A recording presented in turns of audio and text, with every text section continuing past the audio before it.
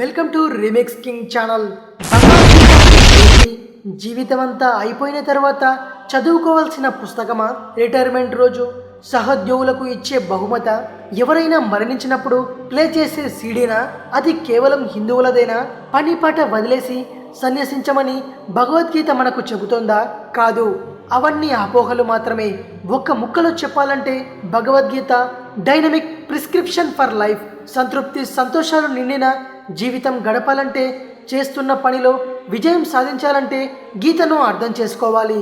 భగవద్గీత హిందువులది కనుక నేను దాన్ని చదవను, నాకు దాని అవసరం లేదని చెప్పేవాళ్ళు ఎలాంటి వాళ్ళంటే, భూమ్యాకర్షణ సిద్ధాంతం న్యూటన్ కనిపెట్టాడు కనుక అది బ్రిటిష్ వాళ్ళది, మనం దాని జోలికి పోవద్దనే వాళ్ళతో సమానం. గీత భారతీయులందరిది. సంతోషంగా ఉండాలని ఏవేవో చేస్తుంటాం. వాస్తవానికి కోరికలను అధిగమించినప్పుడు మీరు సంతోషంగా ఉంటారు. ఉదాహరణకు ప్రమోషన్ కావాలి అనుకొని నిరంతరం దాని గురించే ఆలోచించే వ్యక్తికి చింత తప్ప మరేం మిగలదు. అది తన పని తాను నిజాయితీగా సమర్థంగా చేసుకుంటూ పోయే వ్యక్తికి ఆలోచించవలసిన అవసరం లేకుండా ప్రమోషన్ లభిస్తుంది. గీత చెప్పేది కూడా అదే. నీ పని నువ్వు చెయ్యి, ఫలితం గురించి ఆలోచించకు. సన్యాసం అనేది కాషాయ దుస్తులతో రాదు, అదొక మానసిక స్థితి. 100 మంది మధ్యన ఉన్న 100 పనులున్నా కూడా తామరాకు మీద నీటిబొట్టు మాదిరిగా ఉండటమే సన్యాసం అంటే. ఇంద్రియాలను అదుపులో పెట్టుకోవాలంటే దానర్థం అన్నింటినీ వదిలేసి మిమ్మల్ని మీరు ఇబ్బంది పెట్టుకోవడం కానే కాదు. ప్రపంచం అందిస్తున్న అన్నింటినీ ఇంద్రియాల సాయంతో తెలివిగా వాడుకోమని. అలా వాడుకుంటే ప్రశాంతత, తద్వారా విజయం లభిస్తాయి. ఒక క్రీడాకారుడు ఉన్నాడనుకోండి, అతని సామర్థ్యం, ఫిట్నెస్ అన్నీ ఒకేలా ఉన్నప్పటికీ ఒకరోజు విజయం సాధిస్తాడు, మరుసటి రోజు చిత్తుగా ఓడిపోతాడు. ఆ మరునాడు మామూలైన ఆట తీరును ప్రదర్శిస్తాడు. ఎందుకలా?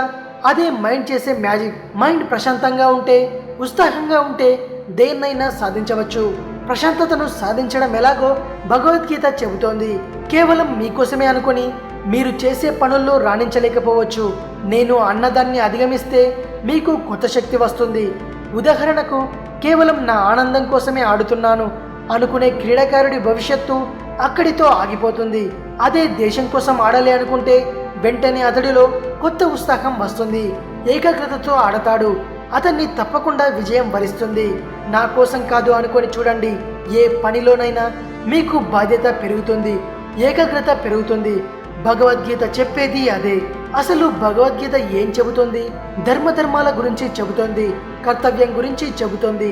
నాగరికత అంటే కోరికలను తీర్చుకోవడం కాదు, అదుపులో పెట్టుకోవడం అని చెబుతుంది. ఆనందంగా జీవించడం ఎలాగో చెబుతోంది.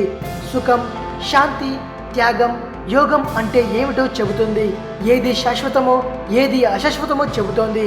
పాపపుణ్యాల వివరణ ఇస్తుంది. ఆత్మ తత్వ నిరూపణ చేస్తుంది.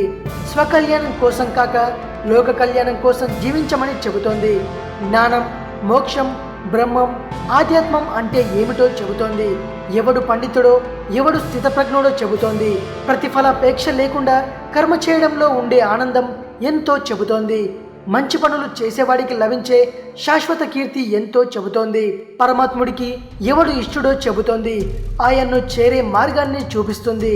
కర్మ, భక్తి, జ్ఞాన మార్గాల ద్వారా వేలు పట్టుకొని నడిపించి మనిషిని దైవాన్ని చేస్తుంది. నీలానే ఇతర ప్రాణకోటిని ప్రేమించమని చెబుతోంది. అనారోగ్యకరమైన భావోద్వేగాలను నియంత్రిస్తుంది. అందుకే భగవద్గీత సర్వ మానవాళి కోసం. అర్థం చేసుకున్న వారు ధన్యులు. వేరే మత గ్రంథంలా అన్య సాంప్రదాయాలకు ఆచరించే వారిని చంపమని భగవద్గీత చెప్పదు. నిన్ను, నన్ను, మన అందరి గురించి మాట్లాడుతుంది. మానవుడు ఎలా అభ్యున్నతి సాధించాలో చెబుతుంది. గీత చదువుకో, రాత మార్చుకో. ఇది విషయం. మరిన్ని ఇంట్రెస్టింగ్ వీడియోస్ కోసం రీమిక్స్ కింగ్ ఛానల్ని సబ్స్క్రైబ్ చేయండి. మరో వీడియోతో మీ ముందుకు వస్తాను. అంతవరకు సెలవు.